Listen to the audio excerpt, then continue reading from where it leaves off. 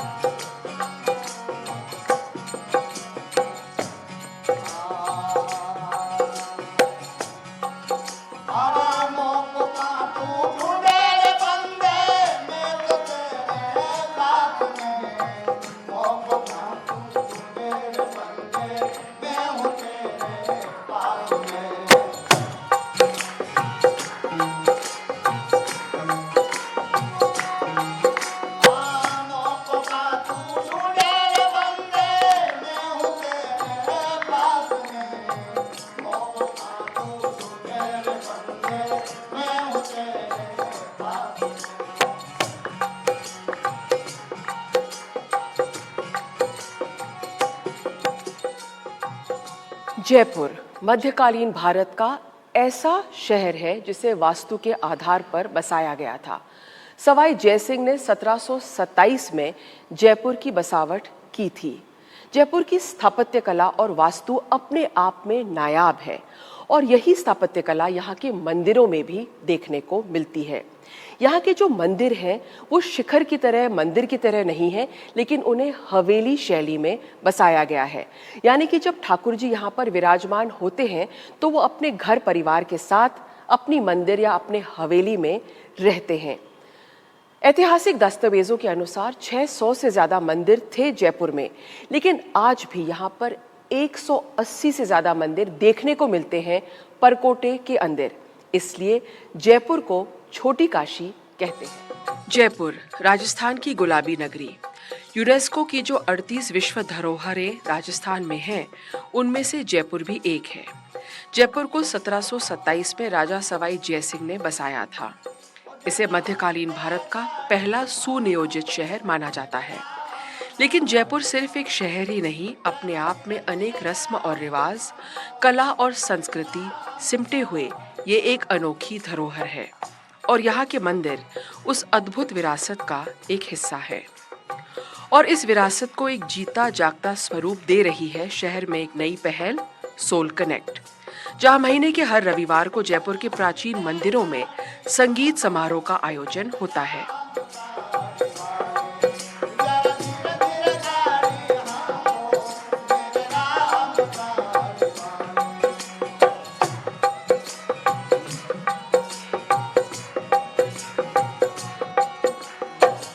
चांदपोल के मंदिर श्री रामचंद्र जी में ये आयोजन मध्य प्रदेश से आए भैरू सिंह का समूह, जिन्होंने मंदिर में निर्गुण भजनों की पेशकश की। आप जो भजन गाते हैं वो किस टाइप के भजन है? निर्गुण भजन है तो ज्यादातर कबीर के गाते हैं या दूसरे भी गाते हैं?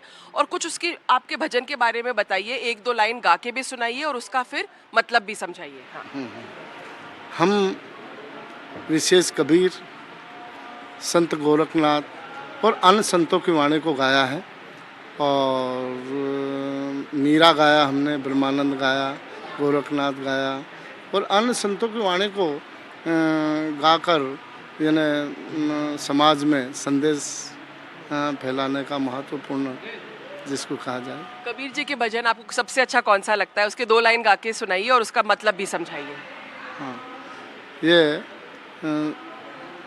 जरा हल्के गाड़ी हाँको मेरे राम गाड़ी वाले, यानी हमारी ये तन रूपी गाड़ी के बारे में कबीर साहब ने कहा है कि ज़रा इसको धीरे चलावें, इसकी हिफाजत करें, इसकी परख करें।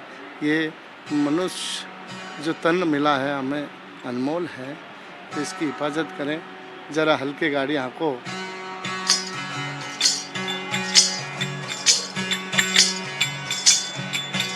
जरा हल्के गाड़ी यहाँ को मेरे राम गाड़ी वाले, जरा धीरे धीरे गाड़ी यहाँ को मेरे राम गाड़ी वाले। गाड़ी मारी रंग रंगीली पैया है लाल गुलाब। तो अगर हम मीरा का भजन के बारे में देखें तो मीरा जी के भजन भी निर्गुण भजन में आते हैं क्या, और उनके बारे में थोड़ा सा बताइए। साध्वी मीराबाई के भजन हैं वो सरगुण धारा में आते हैं। और मीरा जो साध्वी मीरा जी हैं मेवाड़ के राजरानी हैं, और उनके समय में उनने गुरु संत रविदास जी महाराज को धारण किया और सरगुण धारा की भक्ति की, और आज साध्वी मीराबाई का नाम देश और दुनिया में जाहिर है। आपको कौन सा सबसे अच्छा लगता है मीरा जी के भजन? मेरा जहर का प्याला पी गई रे,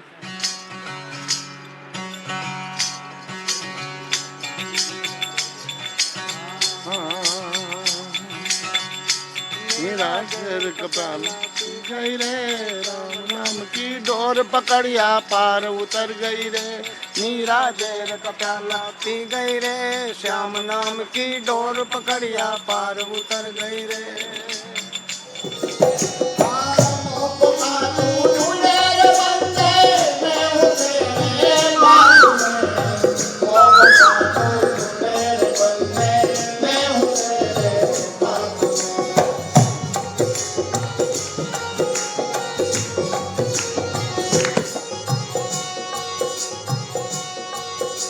आयोजकों का कहना है कि जयपुर की मंदिरों की विरासत को वो संजोना चाहते हैं और संगीत से बड़ा माध्यम और कुछ नहीं हो सकता। ये जो जयपुर के, आप इसको छोटी काशी कहते हैं, और सैकड़ों मंदिर इनसाइड द वॉल सिटी है। अनफॉर्चुनेटली जब से इंडिपेंडेंस के बाद जो मंदिर राजाओं ने बनाए बहुत खूबसूरत है, ऐसे मंदिर बन नहीं सकते आज हम चाहें तो। अब इन मंदिरों में जिनको देवस्थान विभाग के अंतर्गत आ गए, वहाँ लोगों का जो जुड़ाव है उसको वैसा नहीं है जैसे आज आप रामचंद्र जी के मंदिर में देख रहे हैं, कल गोविंद देव जी के मंदिर में देखें, गोपीनाथ जी के देखेंगे। मंदिर वैसे के वैसे हैं, लेकिन उसमें जुड़ाव नहीं है। और जिन मंदिरों में जुड़ाव नहीं है, तो जो हमारा जयपुर का जो प्रसिद्ध स्थापत्य है, आर्किटेक्चर है, उसका इतिहास है मंदिरों का, किसने बनाया क्या है, और ये जो जयपुर की प्रसिद्ध फ्रेस्को जो आला गीला पे जो आप राइस पे जो पेंटिंग का काम है वो अद्भुत और अनमोल है। आज इसको अगर थोड़ा सा रिपेयर करना हो तो वो हम आपको कारीगर नहीं मिले। तो ये बहुत सोल कनेक्ट एक अवसर देता है लोगों को इन महान चीज़ों से, परंपराओं से, जयपुर की इस हेरिटेज फैब्रिक से परिचित होने और गर्व करने के लिए। दूसरा महत्वपूर्ण एक बहुत बड़ा काम ये है अर्षा जी, ये जो अपन कार्यक्रम करते हैं कि सारे जो सांस्कृतिक कार्यक्रम है म्यूजिक के, वो संध्या काल में इवनिंग में हो गए हैं। और इवनिंग में जब हो जाते हैं तो जो सुबह के भक्ति के जो भजन हैं, हरिजस है, देवों को उठाने का जो है, वो एक बड़ी लेगेसी है, परंपरा सैकड़ों वर्षों की। अगर आज आपने ये मंदिरों में सुबह के कार्यक्रम नहीं करेंगे तो अगली जनरेशन जो इनको गाएगी बजाएगी वो कैसे गाएगी? उनको अवसर ही नहीं मिलते हैं। वो तो संध्या को गाते हैं, संध्या में सुबह के भजन नहीं गाए जाते, वो तो एंटरटेनमेंट का काम है। तो एक बहुत इंटेंजिबल महत्वपूर्ण काम जो सोल कनेक्ट के इस कार्यक्रम के माध्यम से कर रहे हैं कि जो हमारे सुबह के भक्ति रस के, भक्ति के, देवों के, हरिजस के, संतों की वाणियों के जो भजन गीत होते थे, उनको एक प्लेटफॉर्म मिला है। आप इस पूरे सत्संग के आयोजन में देखा होगा कि 80-90 साल के बुजुर्गों से लेके और 8-9 साल के बच्चे तक है। और ये सबसे महत्वपूर्ण कड़ी है सोल कनेक्ट कि वो आपको अपनी प्राचीन परंपराओं को आपके युवाओं से जोड़े। कोई भी चीज़ अगर आप युवाओं से जोड़ेंगे तो वो उसका भविष्य होगा। मुझे लगता है सोल कनेक्ट इन दोनों तीनों चीज़ों में कुछ प्रयास कर रही है। उन मंदिरों को चयन करते हैं जिनका वॉल सिटी में हो, हिस्टोरिकल जिनका हो, जो 200 साल प्लस पुराने हों, जिसमें जयपुर के हेरिटेज कैरेक्टर्स हों, और एक वो जिसमें लोगों का फुटफॉल नहीं हो, लोग आते जाते नहीं हो। बात मंदिरों की नहीं है, मंदिरों के साथ जो पूरा फैब्रिक है उसको कैसे कनेक्ट करते हैं। आप इसकी हिस्ट्री पहचानेंगे, कारीगरों के बारे में जानेंगे, पेंटिंग देखेंगे, मंदिर की पूजा की पद्धतियाँ देखेंगे, उनका मूर्ति शिल्प देखेंगे, गोखे, ताज, पोल सब देखेंगे। तो ये बड़ा एक महत्वपूर्ण काम है और मुझे लगता है कि जनता धीरे धीरे उसका अपना जुड़ाव हो रहा है, अनेक लोग आने लगे हैं और ठीक लग रहा है कि लोग कह रहे हैं कि करना चाहिए। इस समय जो सबसे बड़ी बात है, आर्टिस्ट का चयन हो कैसे, कोई पद्धति नहीं है। चूँकि मैं गाँव ढानी मेरा एक 20-22 साल का तजुर्बा है कि मैं ये प्रयास करता हूँ कि ऐसे गाँव ढानियों में जाएं और मैं उनका एक फैमिली ट्री बनाता हूँ, आर्टिस्ट के थ्रू आर्टिस्ट को देखता हूँ। ये श्रुति पे आधारित है, इसका लिरिक्स होता नहीं है। बचपन में साथ रह के आप ओरल ट्रेडिशन है, तो एक पीढ़ी से दूसरी पीढ़ी हस्तांतरण होता है, तो कोई पढ़ाई के थ्रू नहीं आता। तो बड़ा महत्वपूर्ण है कि हम वरिष्ठ के साथ जूनियर को जोड़ें और ये धीरे धीरे एक दूसरा नॉलेज है वो बड़ों से छोटों के पास आए। जयपुर में कई मंदिरों की खासियत ये है कि ये हवेली स्थापत्य कला के अनुसार बनाई गई थी। जैसे चांदपोल में रामचंद्र जी का ये मंदिर, ये रामचंद्र जी की हवेली कहलाती है।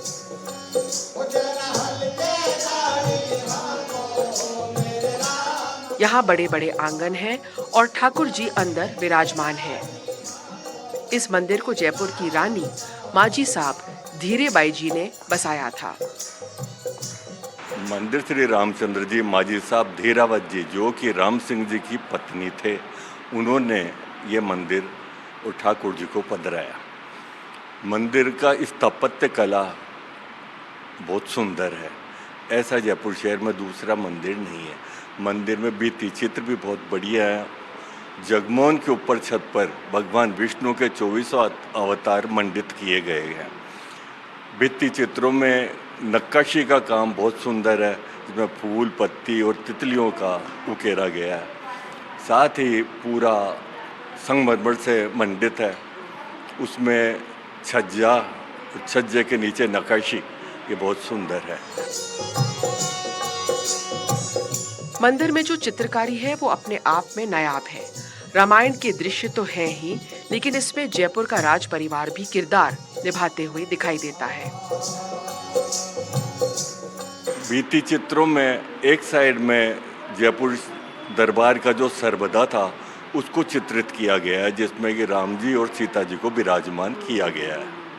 उसके नीचे जनानी ड्योढ़ी का गेट बनाया गया है और यह है कि जानकी जी का धनुष भंग होने के बाद में जो स्वयंवर हुआ और वरमाला हुई वो चित्रित किया गया। चेहरे से भाव ऐसा लगता है कि माधो सिंह जी का चेहरा है, क्योंकि माधो सिंह जी के समय में यह मंदिर बना था।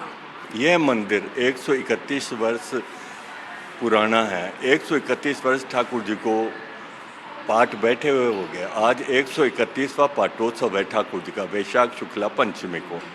मंदिर बनने में 18 साल लगे। ऐसे ये मंदिर लगभग 150 वर्ष पुराना है। जयपुर शहर की चांदपुर बाजार की सड़क और सड़क के पल्ली पार जो बरामदे हैं, वहाँ से भी अगर दर्शन करें तो ठाकुर जी इस ढंग से विराजमान हैं कि वहाँ से भी दर्शन हो।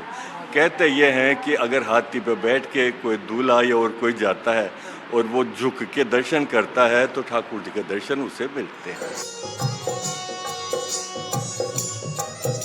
सोल कनेक्ट का उद्देश्य है कि जयपुर के लोगों को संगीत के माध्यम से इन मंदिरों की तरफ खींच लाना, ताकि वो यहाँ की कला और स्थापत्य को पहचाने और अपनाएं। एक तो हमारे कल्चर में एक बहुत बड़ा महत्वपूर्ण पॉइंट ये है कि मंदिरों में मॉर्निंग म्यूज़िक का ट्रेडिशन था, एक प्रथा थी जो कुछ सालों तक आई थिंक सब छोड़ गए या अपनी ज़िंदगियों में इतने मसरूफ़ हो गए कि सबने करना छोड़ दिया। एक रीज़न है कि मंदिरों में एक कोर्टयार्ड होता है, वो कम्युनिटी स्पिरिट बढ़ाने के लिए है। यहाँ पे लोग मिले जुले, म्यूज़िक सुने, बातचीत करें, तो जो एक कम्युनिटी बंधी रहती है उसमें भी वो जान रहती है। और ऑब्वियसली मेन रीज़न ये भी था कि म्यूजिशियंस और आर्टिस्ट और वो कलाकार जिनको हर दुनिया में घूमने का, हर कंट्री में घूमने का मौका नहीं मिलता, हम उनको प्लेटफॉर्म देना चाहते हैं। तो एक ये रीज़न था। दूसरा, हमारी बिल्ट हेरिटेज जो है, हमारी जो रिच आर्किटेक्चरल हेरिटेज है, जो आई थिंक वी हमारा जो सिविलाइजेशन है, जो हमने अचीव किया था इतने सालों में, वो और मेरे को दुनिया में कहीं नहीं दिखता है। तो उस चीज़ को हम पॉइंट आउट करना चाह रहे हैं कि we should take pride in our culture, in our heritage. एक मंदिर में आना, सिर्फ भगवान जी के ढोक लगाना तो बहुत ज़रूरी है। एक वो फेथ, वो स्पिरिचुअलिटी का एंगल भी बहुत ज़रूरी है। एक कम्युनिटी स्पिरिट, एक म्यूजिशियंस के लिए एक यहाँ पे, और एक अगर हम ट्रेडिशनल चाय नाश्ता सर्व करते हैं तो हम आसपास के उन लोगों को, लोकल बिजनेसेस को भी बढ़ावा देते हैं। तो ये सब पॉइंट्स दिमाग में रखते हुए हमने सोल कनेक्ट का टेम्पल म्यूज़िक सीरीज़ को चालू किया। जयपुर छोटी काशी मानी जाती है। मंदिरों की गिनती तो मैं नहीं बता सकती, बट जहाँ पे हमको जगह मिल जाती है और पार्किंग की भी जगह होती है, हम कर लेते हैं। हर महीने हम मंदिर बदलते हैं, हर महीने हम सोशल मीडिया पे इन्फॉर्मेशन भी डालते हैं उस मंदिर के बारे में। आज हमारा 45वां एपिसोड था। बीच में 2 साल हमने कोविड में बंद किया था। सबने बोला था वर्चुअली करो, ऐसे नहीं, मेरे को बैठ के मंदिर में करना है कि जो आपको वो जो एहसास होता है, यू नो, जब आपकी ज़िंदगी थम जाती है, आप बिल्कुल उनके सामने एक हो जाते हो, वो साइलेंस आ जाती है, आपके सोल में एक स्थिरता आ जाती है। वो चीज़ को मैं गंवाना नहीं चाहती थी, तो गिनती मेरे लिए कभी भी इम्पोर्टेंट नहीं थी। मंदिर मिल जाए, देवस्थान विभाग का सपोर्ट है, पेट्रोनेट का सपोर्ट है, लोगों का सपोर्ट। जयपुर में मेरे को हो गए 58 ईयर्स रहते हुए। मैं अभी भी एक गली में मुड़ती हूँ तो मुझे वहाँ कुछ नज़र आता है। कुछ एक हवेली के सामने एक पेंटिंग नज़र आती है, यहाँ पे फ्रेस्को नज़र आता है। ब्रिजराज बिहारी जी के मंदिर के फ्रेस्कोस देखिए, वो तब के हैं करे हुए, और उनके बारे में कोई जानता नहीं, उनकी कहानी कोई नहीं जानता है। तो इन सब चीज़ों को हमने वापस से इंटरेस्ट जागरूक करना है।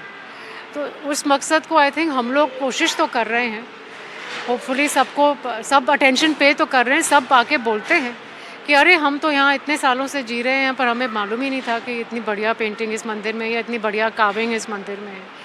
अगर लोगों को इस चीज़ की कॉन्शियसनेस बढ़ रही है तो I think it really makes me very happy. Jaipur शहर की बसावट इस तरह से है कि शहर के हर मुख्य धुरी पे मंदिर है। बड़ी चौपड़, छोटी चौपड़ और रामगंज, साथ ही परकोटे के हर द्वार पे भी मंदिर है। और फिर गली मोहल्लों के अंदर वास्तु के अनुसार अलग अलग मंदिर बनाए गए उस इलाके के समृद्धि और लाभ के लिए। मुझे तो ये लगता है पुराने रिकॉर्ड्स देखकर भी कि बड़ा सोच समझ के कहीं ना कहीं वो स्थान चिन्हित किया था, चाहे वो उस वक्त बने हो चाहे बाद में बने हो। इस मंदिर पे आते हैं तो हम देखेंगे कि ये जयपुर के चांदपोल की तरफ है, यहीं पास में हनुमान जी का मंदिर है। तो जहाँ जहाँ दरवाजे हैं, जहाँ जहाँ पोल हैं, वहाँ मंदिर हैं। एक तरह से अपने पूरे शहर को एक भगवान की कृपा मिलती है। सारे मंदिर एक साथ नहीं बनाए गए थे। सवाई जयसिंह के बाद कई राजा महाराजाओं ने अपने अनुसार मंदिर स्थापित किए। बताते हैं कि हवा महल का जो सामने का हिस्सा है वो भगवान कृष्ण के मुकुट का स्वरूप है। यहाँ मंदिरों को बनाने में रानियों का भी बड़ा योगदान रहा है। ऐसा ही एक मंदिर है माधो बिहारी जी का मंदिर।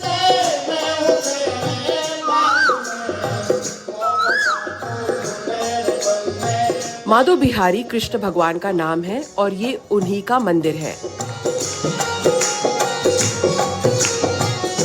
लेकिन ये मंदिर राजमाता तंवर जी ने महाराजा माधो सिंह की याद में बनाया था, इसलिए मंदिर के नाम के पीछे कृष्ण भगवान यानी माधो बिहारी जी की सेवा तो है ही, साथ ही महाराजा माधो सिंह की स्मृति भी।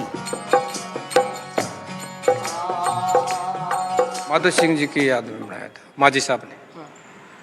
और ये पेंटिंग राजा महाराजों की है। शिव जी का विवाह हुआ, नरसिंह जी का मायरा है, रुक्मणी हरण है, मच्छा उतार है और बाल लीला है कृष्ण भगवान की, ये दर्शाया गया है इसमें। और कर्णिवर्णी का मंदिर है। माजी साहब ने 5 मंदिर पधरवाए थे। तो यहाँ माधो बिहारी जी का है, एक जगदीश जी का है, एक शिव जी का है और 2 खातीवाड़े में है। तो एक तो भैरू जी का है ससार चंद रोड पे, और धर्मशाला खातीवाड़ा के दूसरे गेट पे शिव जी का मंदिर है। माजी साहब के पति का नाम माधो सिंह जी था और माधव सिंह जी के नाम से कृष्ण भगवान का नाम माधव बिहारी जी रख दिए, इसलिए इसका नाम माधव बिहारी जी का मंदिर के नाम से जानते हैं। जयपुर शहर में कल्कि अवतार का भी एकमात्र मंदिर है। कहते हैं ऐसा मंदिर दुनिया में और कहीं नहीं है। इसे जयपुर की स्थापना करने वाले सवाई जय सिंह ने बनाया था।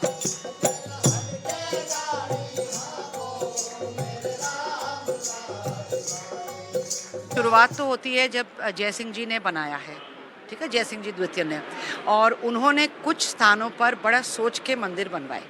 जैसा कि कल्कि जी का जो मंदिर है वो कहते हैं जयपुर के बहुत चुनिंदा मंदिरों में से हैं जिनमें कि शिखर है। बाकी जैसे आप देखेंगे इस वक्त हम लोग ठिकाना रामचंद्र जी मंदिर में हैं, मंदिर रामचंद्र जी, तो इसका एक अलग सा रूप है। तो शिखर वाले मंदिर बहुत कम हैं जयपुर में, तो एक तो वो बात आ जाती है। दूसरी जो बात आती है कि ये जो स्टाइल है, जो कला है या जो स्थापत्य की शैली है, ये हवेली शैली है जिसमें कि शिखर को इतना महत्व नहीं दिया है। ये एक तरह से यहाँ के अमूमन जो घर होते हैं हवेली नुमा उस तरह से हैं। और इसमें आपको कोर्टयार्ड मिलेंगे, बिल्कुल ये जैसे बड़ा सा चौक है और फिर इस तरह तिबारे हैं, चौबारे हैं। तो इस मंदिर में जैसे आप अंदर आते हैं तो आपको इसमें और जयपुर के अन्य कई मंदिरों में एक उनकी तुलना हो सकती है। ब्रिज निधि का मंदिर है, आनंद बिहारी जी का मंदिर है जो सिटी पैलेस के पास हैं। कई जो हैं जो महाराजा सवाई प्रताप सिंह जी ने बनाए थे। रही बात इस मंदिर की तो आप वही देखेंगे कि झरोके हैं, तिबारे हैं, बीच में खुला चौक है। और ये एक 18वीं 19वीं सदी की बात है क्योंकि यहाँ पे मूर्तियाँ कम हैं।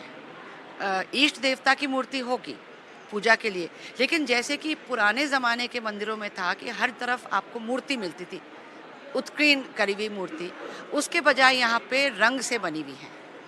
तो जैसे आप देखेंगे एक और जयपुर का मंदिर है माझी तंवर जी का मंदिर, स्टेशन रोड की तरफ, पुलिस उसके पुराने पुलिस उसके सामने, वहाँ पर भी बहुत खूबसूरत ये पेंटिंग्स बनी हुई हैं।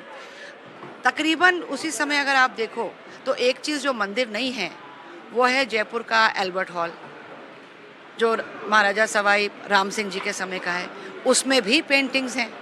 तो ये एक तरह से कला का ये रूप जो दिया है वो यहाँ की एक विशेषता है।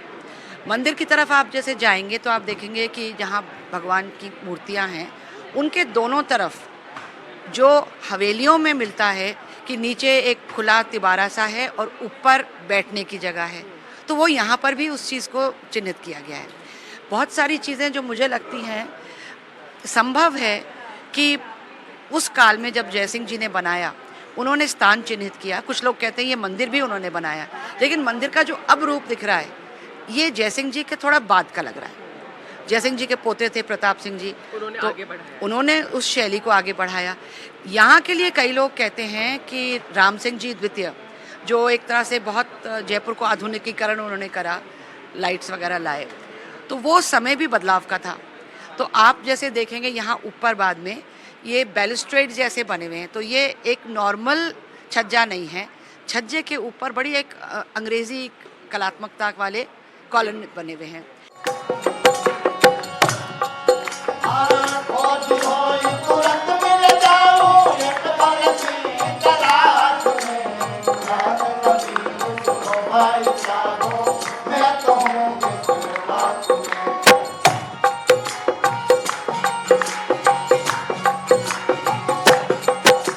कहीं पे आराइश है, कहीं पर संगमरमर है और कहीं पे ये स्टको टाइप का, मतलब चूने में उत्कीर्ण करे हुए बहुत ही खूबसूरत, कहीं भी आपकी नज़र पड़े वो दिखते हैं। वो भी जयपुर की एक खासियत है। हमेशा एक ध्वज होगा तो वो ध्वज भी जयपुर के राज्य के जो ध्वज था राजाओं का उससे मिलता जुलता है। सारे जो यहाँ की चीज़ें हैं वो एक अपने आप में एक परंपरा को दर्शित करती हैं। खंबे अगर आप देखोगे तो वो भी संगमरमर के हैं, लेकिन वो बिल्कुल फाइन जो मतलब ताजमहल जैसा वो नहीं है जो जयपुर में इस्तेमाल हुआ है। इसमें कुछ कुछ छींटे हैं, तो वो काला जो छींटा है वो उसके हैं। यहाँ मैं देख रही हूँ ये खंबे बहुत लंबे नहीं हैं, तो मेरे मन में एक विचार आता है कि क्या ये मंदिर का कुछ अंश तो पहले का बना हुआ था। फिर कहते हैं कि राम सिंह जी की जो विधवा थी, एक कई रानियों में से धीरावत जी ने, उन्होंने राम सिंह जी के मृत्यु के बाद ये मंदिर बनवाया। तो नाम भी एक तरह से वो आ जाता है कि रामचंद्र जी वैसे भगवान, लेकिन वो अपने अपने निजी स्वामी के नाम से भी वो कर रही हैं। रानियों ने काफ़ी मंदिर बनाया ना? रानियों ने बहुत मंदिर बनाए, जैसे मैंने एक रेफर करा माजी तंवर जी का, तो वो माधो सिंह जी के बाद उन्होंने वो बनवाया। ये बनवाया, जैसे कहते हैं कि हो सकता है जयसिंह जी के समय का ओरिजिनल हो, लेकिन धीरावत जी ने बनवाया। एक बड़ी विशेष चीज़ है, एक और मंदिर है जयपुर में जिसको कि रामचंद्र जी मंदिर कहते हैं, लेकिन वो उसमें जो मूर्ति है वो कृष्ण जी की है, और वहाँ जो रामचंद्र हैं वो चंद्रावत रानी जो माता थी राम सिंह जी की, उन्होंने बनवाया, और उसमें मूर्ति स्थापना वगैरह राम सिंह जी ने की, तो वो उनके नाम पे एक तरह से वर्ड प्ले है। तो इस तरह बहुत सारी रानियों ने तो बनवाए ही हैं। आनंद बिहारी जी मंदिर जो बिल्कुल सिटी पैलेस के बाहर त्रिपोलिया की तरफ है, वो भी रानियों ने पैसा दे के बनवाया। बहुत कहानियाँ भी जुड़ी हुई हैं। कहते हैं कि सवाई प्रताप जो राम सिंह जी से पहले के हैं और जयसिंह के बीच के हैं, तो वो उनके ईष्ट गोविंद देव जी थे, और हवा महल में भी उन्होंने गोविंद देव जी की उपासना के हिसाब से वो बनवाया। वो ये मानते थे कि रोज़ वो कृष्ण जी के दर्शन करते हैं, मतलब अपने अंतर्मन से, और उनसे बात करते हैं। तो कुछ ऐसा हुआ जो वो जानते थे गलत है, उसके बाद उनके दर्शन बंद हो गए। तो प्रायश्चित स्वरूप उन्होंने आनंद बिहारी जी का मंदिर बनवाया, जिसके लिए उनकी रानियों ने पैसा दिया, उन्होंने तिजोरी से नहीं लिया। और फिर वो कहते हैं कि किसी और कारणवश उनको कोढ़ होने लगा, तो उनको लगा कि मैंने कुछ गलत किया है, तो कृष्ण उपासक होते हुए उन्होंने एक शिव जी का मंदिर बनाया, वो भी त्रिपोलिया पे है, प्रतापेश्वर मंदिर, और उसके बाद वो ठीक हो गए। तो बहुत सारी कहानियाँ भी हमारे मंदिरों से जुड़ी हुई हैं। जयपुर की बसावट इस तरह से हुई है कि शहर के बीचों बीच अलग अलग चौराहों पर चौपड़ बनाए गए हैं, और शहर की सभी सड़कें एक दूसरे को समांतर काटती हैं। पूरा शहर परकोटे से घिरा हुआ है, जिसे चार दीवारी कहते हैं, और पुराने समय में शहर में प्रवेश के लिए 7 द्वार थे। 300 साल बाद भी आज हम शहर की इस भव्यता को देख सकते हैं। संगीत के ये कार्यक्रम ज्यादातर उन मंदिरों में होते हैं जो बहुत ज्यादा चर्चित नहीं हैं, ताकि सोल कनेक्ट के माध्यम से लोग इन मंदिरों से जुड़े, जो जयपुर की पहचान है, जो यहाँ की जीती जागती संस्कृति और परंपराओं का एक अटूट हिस्सा है। जयपुर से कैमरा पर्सन सुशील कुमार के साथ हर्षा कुमारी सिंह, NDTV।